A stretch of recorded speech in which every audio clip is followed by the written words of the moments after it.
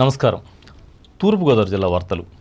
జిల్లాకు ఎన్నికల సంఘం కేటాయించిన 6000 బ్యాలెట్ యూనిట్స్, 4930 వీవీప్యాడ్లను సాంకేతికంగా తనిఖీ చేసి వాటి పనితీరును నిర్ధారణ చేయడం జరుగుతుందని కలెక్టర్ కె మాధవీలత తెలిపారు.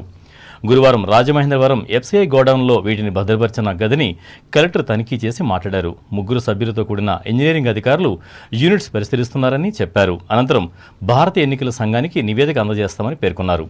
ఈ కార్యక్రమంలో కలెక్టర్ వెంట ఆర్డీఓ ఏ చైత్రవర్షిణి, బెల్ సంస్థకు చెందిన టెక్నికల్ అధికారులు ఉన్నారు.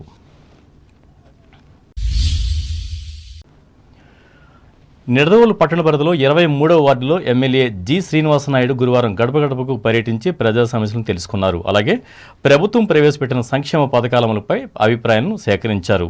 ఈ సందర్భంగా ఆయన మాట్లాడుతూ అన్ని వర్గాల ప్రజలు ఆనందంగా ఉండాలనే లక్ష్యంతో ముఖ్యమంత్రి వైఎస్ జగన్మోహన్ రెడ్డి కృషి చేస్తున్నట్లు చెప్పారు.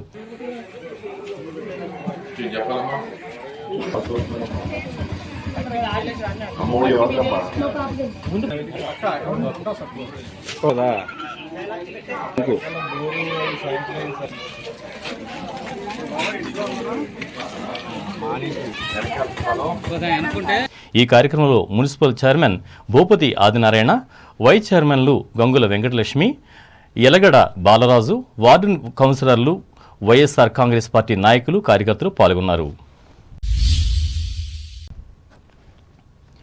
అంబేద్కర్ కోనసీమ జిల్లా వార్తలు.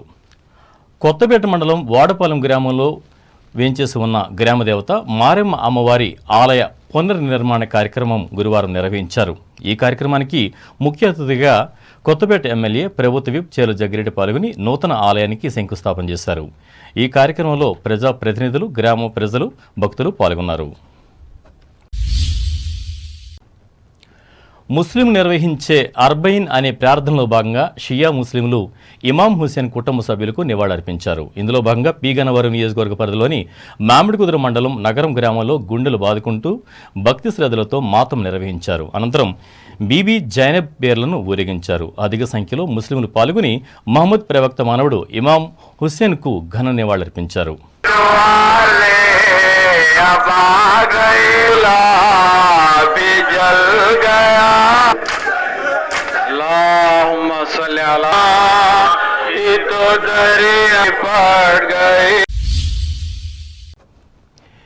ఏలూరు జిల్లా వార్తలు. ఈ నెల 9వ తేదీన ఉమ్మడి పశ్చిమ గోదావరి జిల్లా వ్యాప్తంగా అన్ని కోర్టుల్లో జాతీయ లోక్ అదాలత్ నిర్వహిస్తున్నామని, దీనిని కక్షిదారులు వినియోగించుకోవాలని జిల్లా న్యాయ సేవాధికారి సంస్థ కార్యదర్శి జి రాజేశ్వరి తెలిపారు. ఏలూరు జిల్లా కోర్టులో గురువారం ఆమె విలేకరుల సమావేశంలో మాట్లాడుతూ ఈ అదాలత్ నందు అన్ని రకాల సివిల్ కేసులు, వాహన ప్రమాద బీమా కేసులు, చెక్ బౌన్స్ కేసులు, కుటుంబ వివాదాల కేసులు, చిట్ ఫండ్ కేసులు, బ్యాంకు లావాదేవీలు మరియు అన్ని రకాల రాజయోగ్యమైన క్రిమినల్ కేసులు రాజీ చేయడం జరుగుతుందని చెప్పారు. కక్షిదారులు నేరుగా కానీ సంబంధిత మండల లీగల్ సర్వీసెస్ కమిటీలను కానీ జిల్లా న్యాయ సేవాధికార సంస్థను కానీ సంప్రదించాలని సూచించారు. 9వ తేదీన మెగా లోక్ అదాలత్ కండక్ట్ చేయడం జరుగుతుంది. ఈ మెగా లోక్ అదాలత్ అన్నది ఉమ్మడి పశ్చిమ గోదావరి జిల్లాలో అన్ని కోర్టులు ప్రెమిసెస్లోని జరుగుతుంది. గతంలో జరిగిన లోక్ అదాలత్లో మన జిల్లా నుంచి 6128 కేసులు క్రిమినల్ కేసులు, అలానే 221 సివిల్ కేసులు పరిష్కరించడం జరిగింది.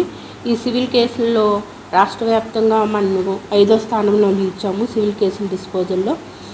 ఈ లోక్ అదాలత్లో మోటార్ వెహికల్ యాక్సిడెంట్ కేసులు, అన్ని రకాలైన సివిల్ తగాదాలు, రాజీ యోగ్యమైన క్రిమినల్ కేసులు పరిష్కరించబడతాయి.